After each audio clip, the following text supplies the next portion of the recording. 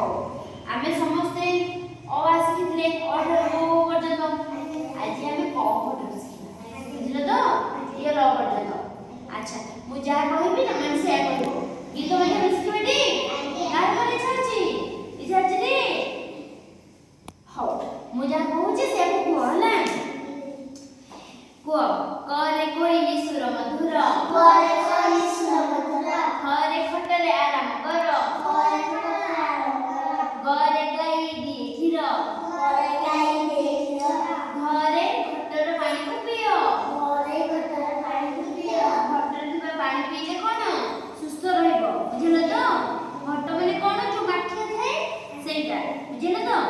ଚରେ ଚପଳରେ ପାଦ ଫୁଲିତ, ଚରେ ଚରେ ଫୁଲିତ। ସମସ୍ତେ ଚପଲ ପିନ୍ଧିବାକୁ ସମସ୍ତଙ୍କୁ ଭଲ ଲାଗେ ଟି? ଖାଲି ପାଦରେ କଣ କିଏ ଯିବା ଆସିବା କରନ୍ତି? କରନ୍ତିନି। ସମସ୍ତେ ଚପଲ ପିନ୍ଧିକି ଯିବା ଆସିବା କରନ୍ତି। ଛରେ ଛତା ବର୍ଷାକୁ ହିତ, ଛରେ ଛତା ବର୍ଷାକୁ ହିତ। ବର୍ଷା ହେଲେ ଛତା କଣ ହୁଏ? ଛତା ପକେଇକି ସମସ୍ତେ ଯାଆନ୍ତି। ଯାଆନ୍ତି ନା ନାହିଁ? ତାହେଲେ ବର୍ଷା ଋତୁରେ କଣ ଦରକାର? ଛତା ଦରକାର। ଜରେ ଜହ୍ନ ଆକାଶ ଦିଶେ, ଜରେ ଜହ୍ନ ଆକାଶ ଦିଶେ। ଆକାଶରେ ରାତିରେ କଣ ଦେଖାଯାଏ? କଣ ଦେଖାଯାଏ? ଜହ୍ନ ଦେଖାଯାଏ। ଝରେ ଝରଣା ନଦୀରେ ମିଶେ, ଝରେ ଝରଣା ନଦୀରେ ମିଶେ। କଣ ହୁଏ? ଝରଣା ନଦୀରେ ଆସିକି ମିଶିଥାଏ। ସବୁ ଝରଣା ଯାକ ସମସ୍ତେ